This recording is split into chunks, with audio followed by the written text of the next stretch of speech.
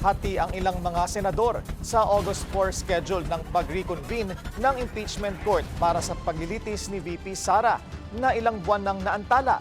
Yan ang agenda report ni Hannah T. Malinaw ang giit ng ilang senador, wag nang ipagpaliban ang impeachment trial ni VP Sara. Pero sa gitna ng mga panawagang magkasubukan na lang sa trial court, iba ang direksyong tinatahak ni Senator Bam Aquino.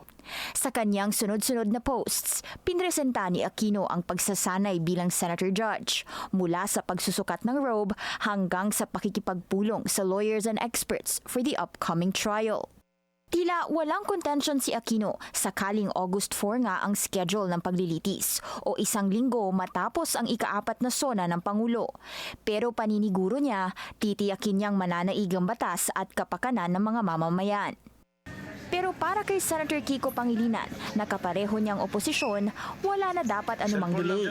As early as possible, dapat ikasana ang paglilitis. Katunayan, hihingi raw siya ng clarification tungkol sa nangyaring reset dahil constitutional mandate ng Senado ang agarang trial.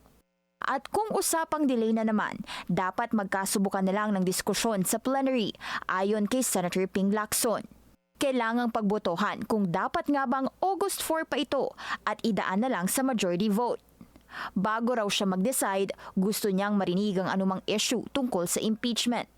Una nang sinabi ni Senator Joel Villanueva na hindi pa final ang August 4 bilang araw na muli pagkoconvene ng impeachment court at nasa 4 to 6 senators ang nag-agree sa schedule.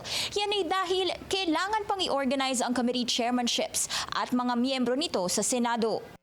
At dahil delayed na nga ang trial, sabi ni Senador Tito Soto, dapat hindi na ito patagalin pa at kailangang umarangkada na agad. Sa ngayon, ang next step na sa impeachment proceedings, dapat makapag-enter ng plea si VP Sara bago ang preliminary conference at presentation of evidence sa impeachment court. Para sa agenda, Hannah T, Bilyonaryo News Channel.